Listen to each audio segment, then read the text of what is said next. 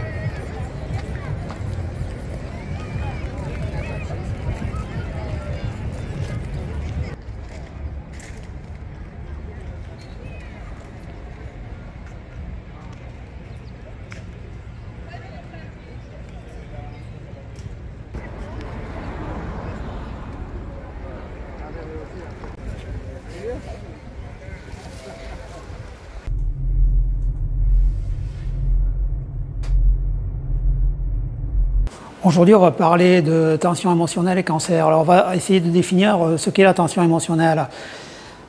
Donc, moi, je me réfère à un film de Bruce Lee qui s'appelle Opération Dragon. Je ne sais pas si vous l'avez vu. Et à un moment, il y a Bruce Lee qui demande à un de ses élèves de faire un coup de pied. Et le jeune élève s'y prend mal. Donc, il lui dit « tu recommences maintenant ». Donc, l'élève reprend et Bruce Lee le tape légèrement sur le front, lui disant « il faut mettre de la tension émotionnelle, pas de la rage ». Et il lui dit, c'est comme si tu regardes un doigt pointé vers la lune. Si ton regard est fixé sur le doigt, tu ne verras pas toute la splendeur de l'astre céleste. C'est-à-dire qu'il faut garder une tension émotionnelle lorsqu'on a le cancer, dans le sens où il ne faut pas se mettre à paniquer, il ne faut pas se focaliser uniquement sur la maladie. Vous pouvez vous dire que vous pouvez la combattre, que vous allez vous renseigner comment la combattre. C'est un adversaire. Vous devez trouver les armes qui correspondent. Alors pour ma part, j'ai utilisé le fait de combattre le cancer et le fait d'utiliser la tension émotionnelle pour essayer de guérir quelque chose dont j'étais, on ne peut pas dire malade, mais relativement atteint, gêné par ça, c'est le vertige. Et en fait, à travers une certaine tension émotionnelle, à travers un certain mode de pensée, j'ai réussi à combattre ce vertige. Donc je m'en suis rendu compte notamment parce que j'avais réussi à escalader un rocher relativement dangereux à la ville de Mans, pas du Mans en France, Mans en Côte d'Ivoire. Et puis je me suis rendu dans les Pyrénées, j'avais constaté que des gens qui n'avaient pas du tout le vertige avaient le vertige ce jour-là parce qu'on prenait un passage difficile. Et moi, je n'avais pas du tout ressenti.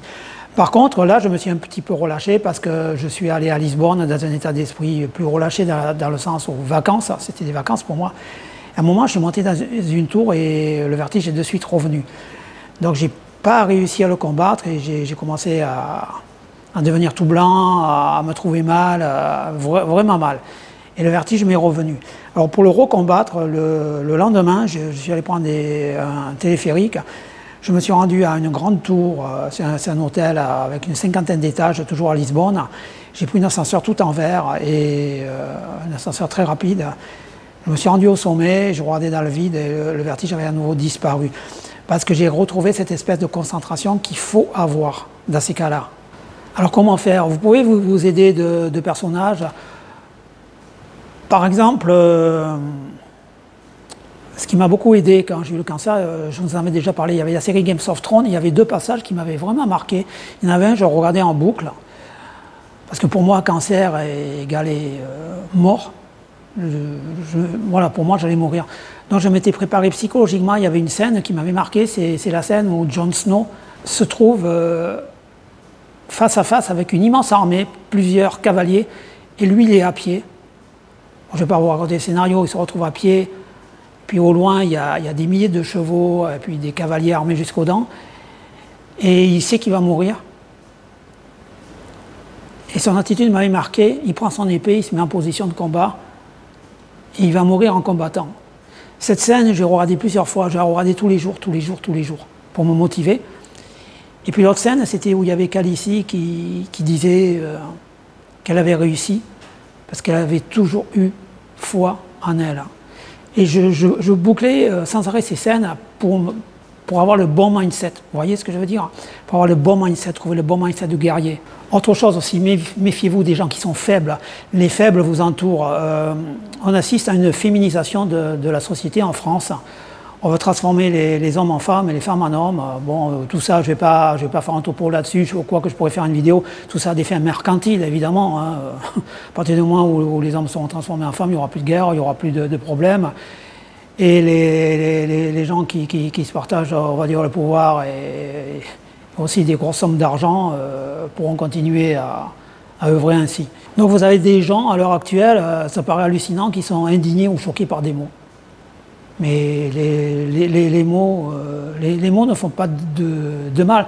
Donc si vous êtes entouré par des gens déjà qui sont choqués, indignés par des mots, imaginez, ils ne vont pas vous aider. Parce que vous êtes dans un combat permanent, mentalement, physiquement.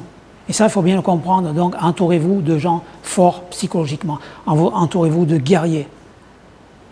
Entourez-vous de gens disciplinés. Et vous-même, devenez ultra disciplinés. Utilisez toutes les armes, mindset, religion, technologie, médecine, renseignez-vous. Pour ma part, je vous dis tout. Médecine, j'ai suivi le traitement à la lettre. Religion, je suis allé à Lourdes, je suis croyant, je suis catholique, j'ai fait le chemin de croix, j'ai fait des dizaines et des dizaines de prières, j'ai prié la Vierge Marie. Je me suis rendu à Venise, j'ai rédigé un petit courrier à l'intention d'une sainte et j'ai glissé mon courrier sous son tombeau. Il y avait une petite boîte aux lettres, on pouvait marquer ce qu'on voulait. Donc j'ai écrit ma lettre et je l'ai remise. Les modèles, je vous en ai déjà parlé, je vous ai parlé de la série Game of Thrones, j'ai suivi beaucoup de personnes positives, beaucoup de vidéos YouTube notamment faites par David Goggins, Zach Zeller, Bruce Lee. J'ai pris des guerriers comme modèle, hein. J'ai pas pris des bisounours. Alors pour les gens qui critiquent, là, pour les faibles, parce qu'en général les gens qui critiquent ce sont les faibles. Sauf s'ils ont des raisons évidemment bien fondées. Mais en général, ce qu'on appelle les haters, ce sont des faibles. Ce sont des gens qui ont des complexes, machin, ils ne comprennent rien à la vie, le karma, ils ne savent pas ce que c'est, bon, ils sont un peu lourds, on va dire, pour être gentils. Donc je vais vous raconter une petite histoire, si vous tombez sur des gens qui vous ralentissent. C'est l'histoire d'un cheval qui tombe dans un trou. Il ne voit pas un trou, il tombe dans un trou, il est moitié enterré, il n'y a que la tête qui sort. Il y a des enfants qui passent. Les enfants, le cheval pense que les enfants vont l'aider. En fait, pas du tout.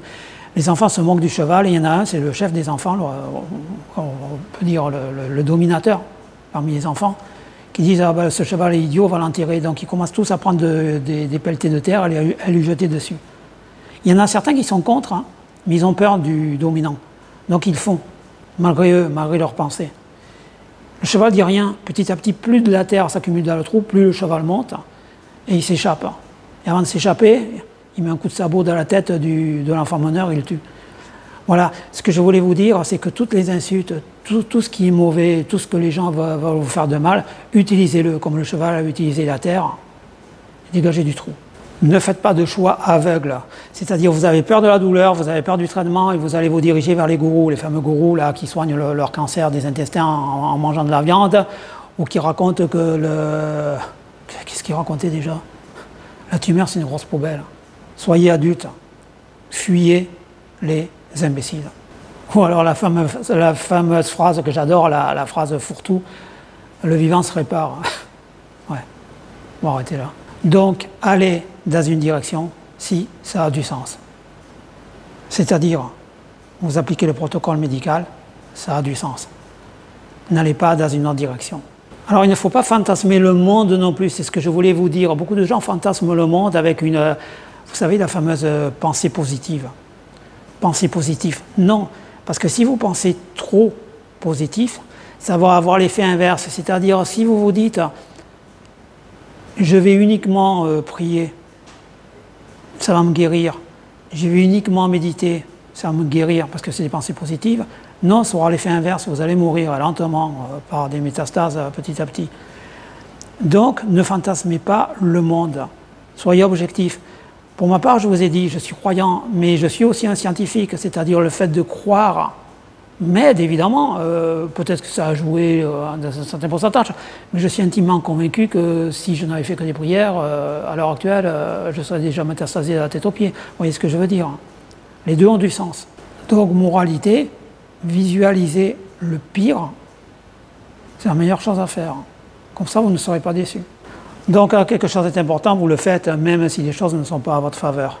Méfiez-vous un petit peu de tout ce qui est intuition collective, pensée collective, c'est pas forcément bon.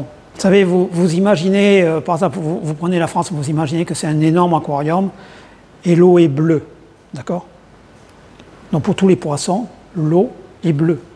Maintenant, vous prenez un autre pays, vous prenez par exemple la Côte d'Ivoire. L'eau est rouge, par exemple. Pour tous les poissons en Côte d'Ivoire, l'eau sera rouge. Il n'y a personne qui a tort ou qui a raison. Chaque pays a sa logique, chaque pays a sa façon de penser. D'accord? Chaque pays a sa forme de cartésianisme. Donc, méfiez-vous un peu de cette fameuse mondialisation, j'allais dire, des idées. Soyez focus, ne partez pas dans tous les sens. Par exemple, je sais pour l'avoir étudié un petit peu que le Canada est très laxiste, beaucoup plus qu'en France au niveau du traitement du cancer de la prostate. Personnellement, après avoir un petit peu comparé certains pays, je pense que la France est très cartésienne là-dessus. Donc, vous pouvez avoir confiance en vos médecins. Comme je vous l'ai dit plusieurs fois, si un ne vous convient pas, changez. Croisez les informations. Mais restez dans votre monde de logique. Donc en résumé, c'est quoi l'attention émotionnelle? On va résumer en quelques mots. Discipline, restez focus, c'est-à-dire concentré. Apprenez. Vous allez avoir affaire à un combat, donc il vous faut un bon entraîneur. C'est un peu comme si demain on vient vous chercher, on vous dit voilà, tu vas faire un combat contre McGregor par exemple. Focalisez-vous sur ce qui peut vous être utile. Vous êtes tout seul, personne ne vous aidera, personne ne sera là pour vous. Donc il faut le savoir et puis faites ce que vous devez faire. Bon, je vais faire calculer un tour de PSA, il faut savoir que je vais le faire prochainement dans les 15 prochains jours, je pense, oui. Je le mettrai en ligne, évidemment. Je vous mettrai aussi les vidéos que j'ai faites à San Pedro, près de Liberia. Et puis, par la suite, au mois de fin mars, si on s'en tient aux fameux 5 ans, après le début du traitement de cancer, je serai, si tout va bien, je l'espère, guéri. Mais pour moi, le combat continuera jusqu'à ma mort. Je refuse de dire oh, je suis guéri, c'est fini. Non, pas pour moi. Le cancer est une sale bête. C'est un alien pour moi, je vous l'ai déjà dit. C'est un alien qui pond des œufs partout, il ne me foutra jamais la paix. Et ça m'aura marqué à vie. Mais attention, si je m'en sors, je dis bien si je m'en sors, ça aura été une énorme expérience positive aussi. C'est un ultra trail, je suis content de l'avoir fait, j'aurais tenu sur la durée. Je suis heureux d'être encore en vie, je suis heureux de m'être fait soigner. J'ai vécu plein d'expériences depuis avril 2019, la Côte d'Ivoire, tout ce qui m'est arrivé. Tout ce qui m'est arrivé a été énormément positif. Ma personnalité a changé, elle a été modifiée à travers les Nantones, à travers l'hormonothérapie, à travers cette castration chimique. J'ai dû me reconstruire, mais je me suis reconstruit sur de nouvelles bases plus saines. J'ai beaucoup appris à travers certaines vidéos YouTube, dont je ne peux pas remercier toutes les personnes que j'ai suivies. Mais moi aussi, j'ai suivi pas mal de monde, je vous ai cité quelques noms. Et voilà, ça m'a permis de me forger une nouvelle personnalité. Donc je vous remercie de me suivre, et puis parce que ça m'aide aussi, ça m'a aidé aussi également. Donc croyez en vous, et puis à la prochaine fois.